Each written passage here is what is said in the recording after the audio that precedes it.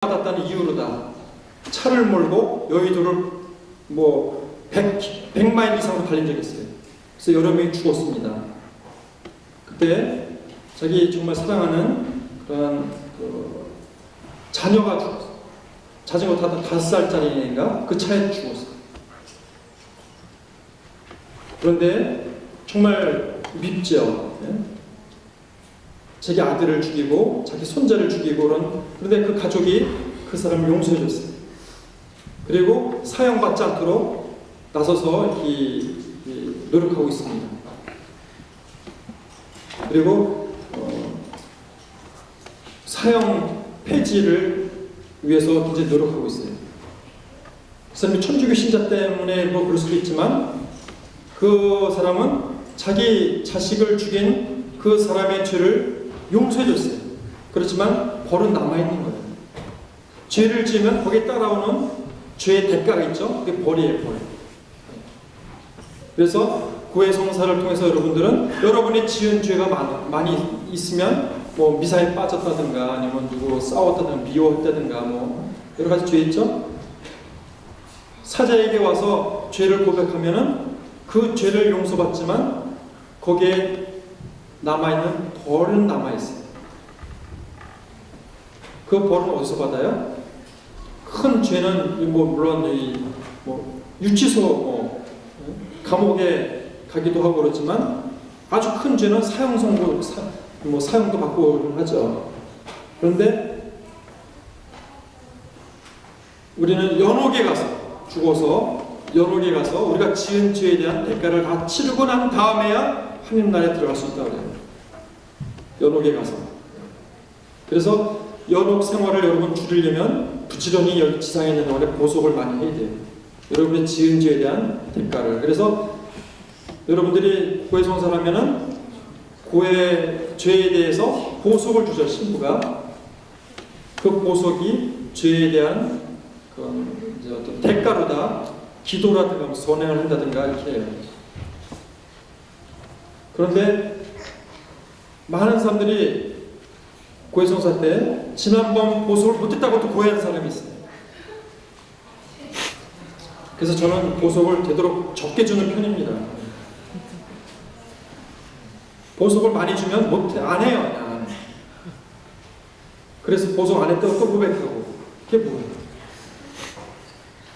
그래서 보석을 주면은 바로 해야 돼요.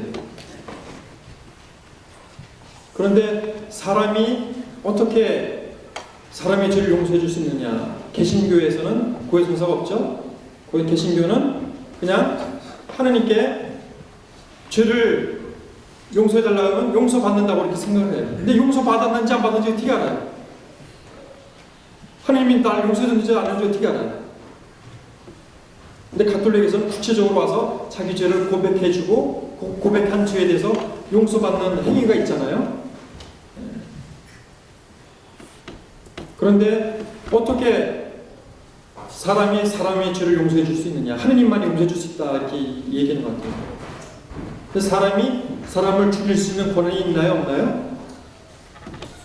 권한이 있어요? 없어요? 근데 권한이 있는 사람도 있죠? 사람을 죽일 수 있는 권한이 있는 사람도 있어요. 누구예요? 판사는 너는 죽어야 된다고 사형 선고를 내릴 수 있어요. 너는 죽어야 된다. 그러면 사형 선고를 받고 죽으면 누가 죽이는 거예요? 판사가 죽이는 거예요? 근데 판사는 이렇게 죽이라고 이 사람을 죽이라고 판결을 내릴 수 있는 권한이 있어요. 그렇죠? 그 권한이 어디서 와요? 국가로부터 오는 거죠. 국가. 법으로부터 오는 거예요. 법으로부터. 개인의 자격으로 권한을 행사할 수 없습니다.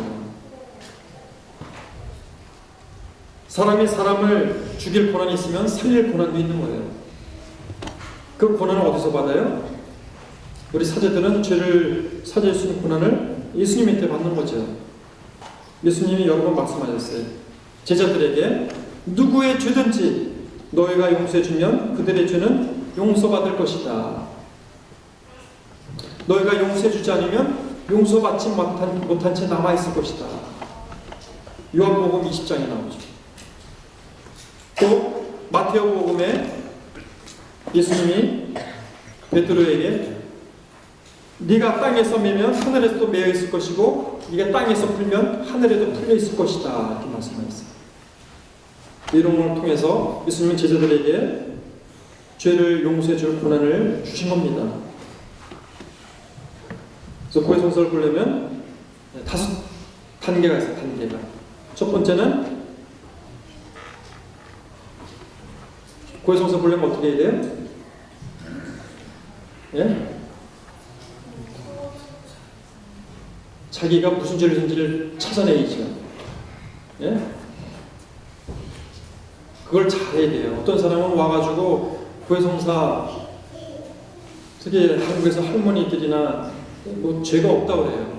사는 게 죄죠. 빨리 죽여달라고. 죄가 뭐 있어요? 사실 맞아요. 죄도 힘 있어야지 죄를 져요. 힘 없는 할머니도 죄 지을 것도 없습니다. 사는 게 죄지요. 그래서 고해성사를 보려면 마지막 고해성사 문지가 언제인지를 따져봐야 돼요. 지난 성탄 때 봤으면 지금까지 한 4개월 됐구나. 4개월 동안 무슨 죄를 지었는지 반성하는 거, 성찰하는 거. 이걸 잘해야지만 고해성사를 할 수 있어요. 그런데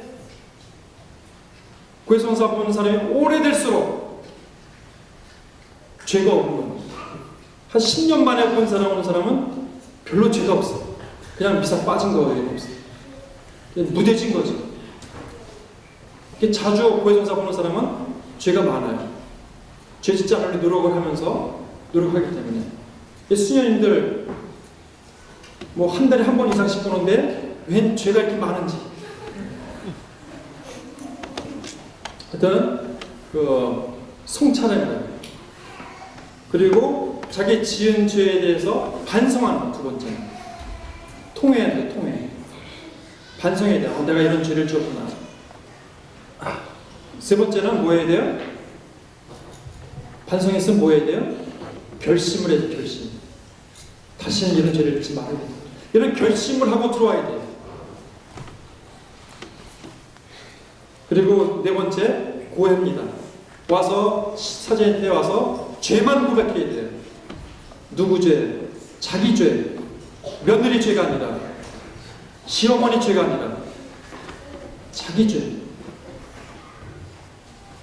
그리고 간단하게 몇 번 것까지 얘기를 해야 돼요. 고해성사 본 지 한 달 됐습니다. 그리고 미사에 빠졌습니다. 몇 번이요? 4번이요. 한 번하고 4번하고 다르죠. 그리고 마지막으로 보속을 했는데, 보속. 사제가 여기 뭐를 기도를 하라, 뭐 하라 하면 그 보속을 맞춰야지만 고해성사가 끝나는 겁니다. 그래서 이런 우리가 고해성사를 할 때 소죄를 일상생활에서 빚어지는 작은 죄들, 자잘한 죄들 이런 거는 아까 말씀드렸지만 영성체를 통해서 용서받는다 그래요. 영성체를 통해서.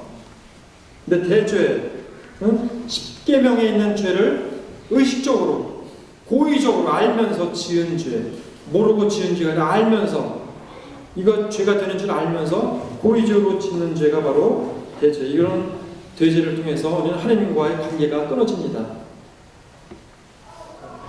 하나님의 자녀로서의 자격이 상실되는 거예요. 그래서 이런 거는 고해성사를 통해서만 용서받을 수 있다. 대사라는 거죠. 대사. 대사가 뭐예요? 뭐 서산대사 그런 대사가 아니라 교회에서 말하는 대사.